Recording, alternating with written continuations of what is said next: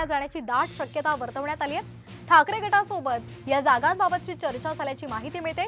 कोल्हापुरातून शाहू महाराज निवडणूक लढणार असल्याची चर्चा आहे। सांगलीमध्ये विशाल पाटील तर भिवंडीमध्ये निलेश सांबरे यांचं नाव आघाडीवर आहे।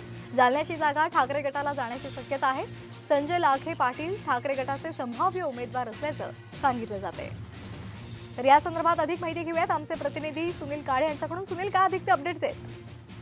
आपण बघतोय की ज्या पद्धतीनं कोल्हापूर, सांगली आणि भिवंडी या जागा आधी भाजप लढत होते त्या जागा आपल्याला मिळाव्या अशा पद्धतीचा ठाकरे गटाचा प्रयत्न होता। पण जी आता सूत्रांकडून माहिती मिळते त्यानुसार कोल्हापूर, सांगली आणि भिवंडी या ठिकाणी काँग्रेस निवडणूक लढणार आहेत आणि त्याचे संभाव्य उमेदवार सुद्धा कोल्हापूरमधून शाहू महाराज, तर सांगलीतून विशाल पाटील आणि भिवंडीतून निलेश सांबरे असण्याची शक्यता आहे। आणि दुसरी गोष्ट, त्या बदल्यामध्ये जालन्याची जागा ज्या ठिकाणी भाजप आधी लढत होती ती काँग्रेस दुसऱ्या बाजूने लढत होती, ती आता ठाकरे गटाला जाणार आहे। त्या ठिकाणी काल ज्यांचा काँग्रेसमधून प्रवेश झाला, संजय लाखे पाटील जे काँग्रेसचे प्रवक्ते होते, त्यांची संभाव्य उमेदवारी म्हणून नाव चर्चेत आल्याचं आपल्याला सूत्रांकडून कळतंय।